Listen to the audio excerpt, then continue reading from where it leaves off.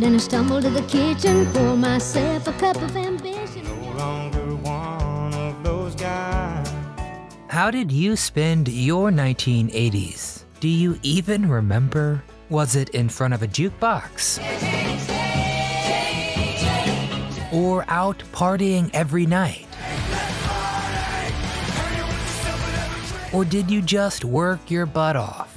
Sure, everybody spent that magical decade a bit differently, but there is one thing that ties everybody together: a great soundtrack. Because the 1980s spawned some of the best country music ever and gave birth to some of the most legendary performers. There's no need to watch the bridges that we're burning. So what has become of those heroes of yesteryear? Some of them have never been better. Some are reportedly quitting music forever. And some are enduring unthinkable tragedies. So let's find out all this and more as we learn the long-lost secrets about these talented folks. Who was never supposed to make it as a singer? Lost in the rain of a hurricane, and that's where I'd have been. Who landed a helicopter on Johnny Cash's front lawn? Who was a juvenile delinquent? There's only one way to find out. Before we dive headfirst, please give this video a thumbs up if you enjoy it, and subscribe to our channel for more country content like this. Now you ready? Well, we have to go back, Marty, so let's go find out. What happened? Dolly Parton.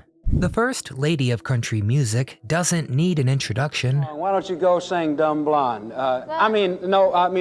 She's written and performed some of the best country songs of all time. Wait, I'm moving on. Islands in the Stream. Me closer and I feel no pain. 9 to 5. Working 9 to 5. What a way to make a living. I Will Always Love You. I could keep going.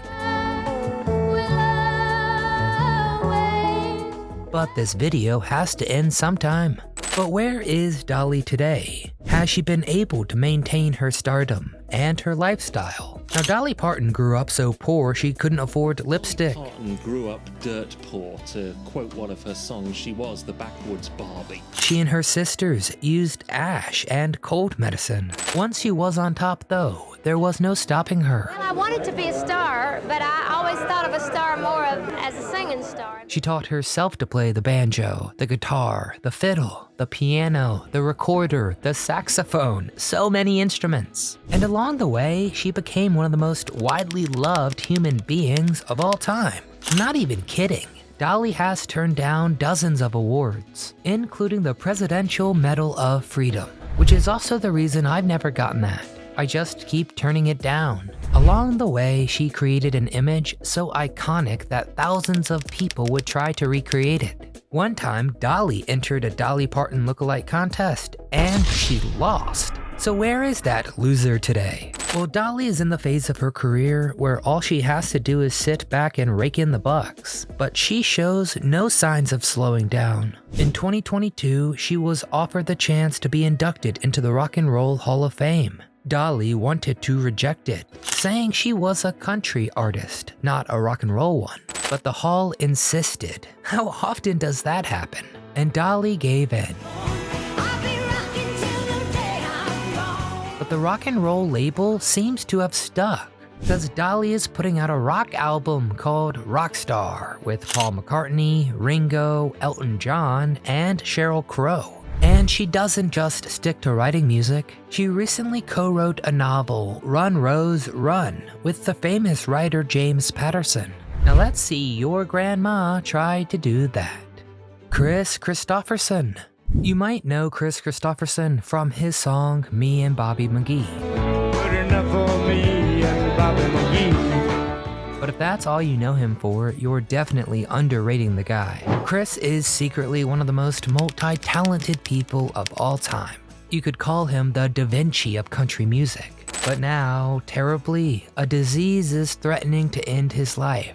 Now, Chris has written some of the best country songs of all time, but it turns out he has a pretty sharp noggin too. not always a given with musicians. After years moving across the country as a military kid, Chris won a Rhodes Scholarship to Oxford, an honor granted to many geniuses over the years. There he won awards in boxing, rugby, and art, and he planned to write novels. But then the time came to fulfill the family duty and join the military. He served his tour and left to pursue songwriting. But that wasn't enough for his family, and they disowned him. So Chris gave it all up, moved to Nashville, and became a songwriter. There he worked as a commercial helicopter pilot and swept floors at Columbia Records. This is where he met and worked alongside Johnny Cash. Nobody wanted to hear Chris's music yet, until he got so fed up he landed a helicopter on Johnny's front lawn.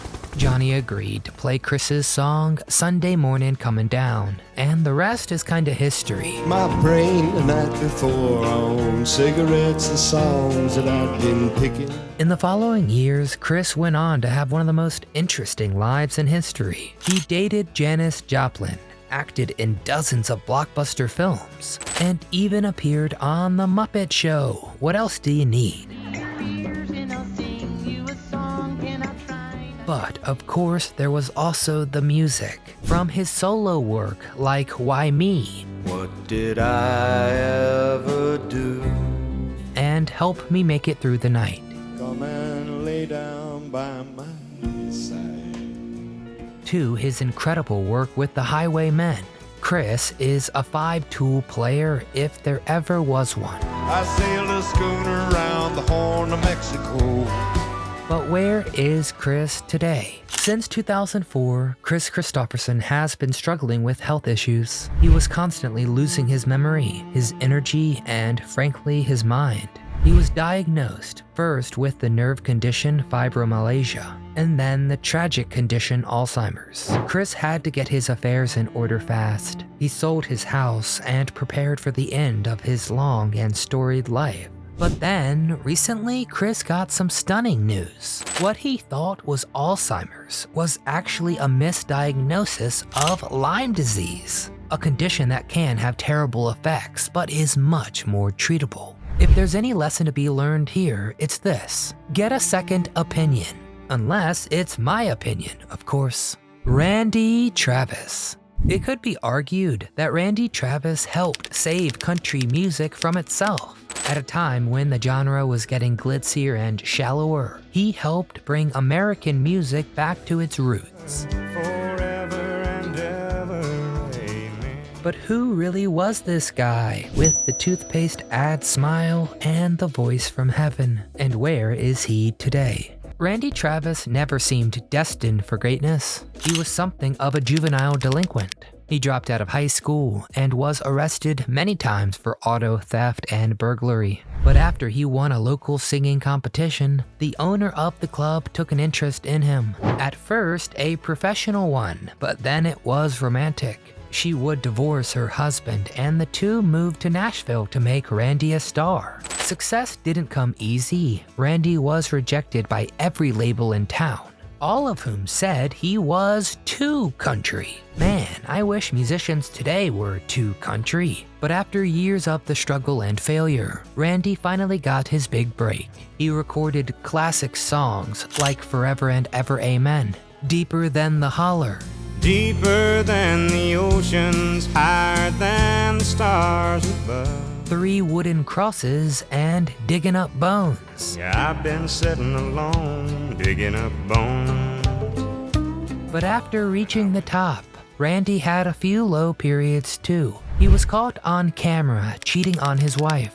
Then he was arrested while naked and drunk after crashing his car. So he dropped off the map. Goddamn got the right to do me this way, motherfucker. No, you don't. And in 2013, Randy went into a coma and suffered a stroke.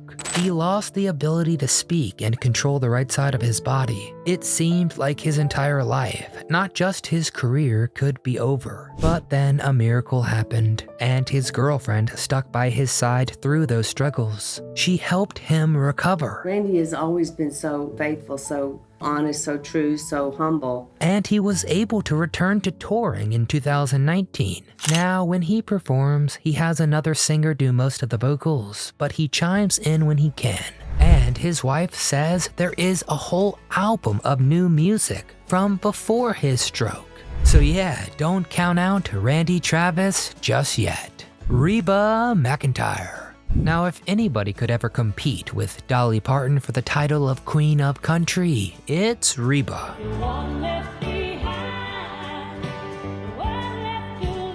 But many years have passed since her heyday, so is she really quitting music forever? Reba was never supposed to be a professional musician. She performed around town with her sisters in a group called the Singing McIntyres, but nobody expected them to ever leave the Dust Bowl. Reba planned to be a school teacher and was halfway to living a nice, quiet life, but she decided to leave the blackboard when a miracle happened. Reba got a last-minute chance to sing the national anthem at the National Finals Rodeo in Oklahoma City. And country singer Red Steagall happened to be there. He helped her get a record deal. It was nothing but up and up from there. And with hits like Fancy, Got a little bit of perfume on my neck, then she kissed my cheek. I'm a Survivor, With gentle hands in the heart of a fighter, I'm a survivor.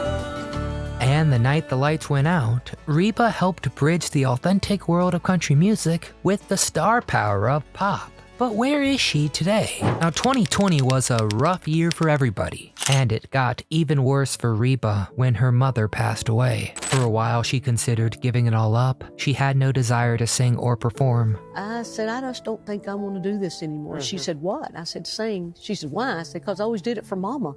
She said, oh, you'll get it back. She had always sung for her mother, and now she wasn't here anymore. But Reba realized that singing was one way she could remember her mom, and soon she got her mojo back. She released a new album called That's Not Fancy, and she's now a coach on the TV show The Voice. And I am the newest coach on The Voice. And she is still dating her boyfriend, actor Rex Lynn, and they've been together for 3 years, and they are reportedly inseparable. Sorry fellas, I know, I am disappointed too. So which one of these 1980s superstars was your personal favorite? Give me your favorite Dolly song, or your favorite Randy Travis one. And give me some more country stars from the 1980s that we should follow up on. Heck, we can always do a round 2. If you enjoyed today's awesome rewind, please give it a thumbs up to show your support. Subscribe to our channel and come back often so we can keep telling you What happened?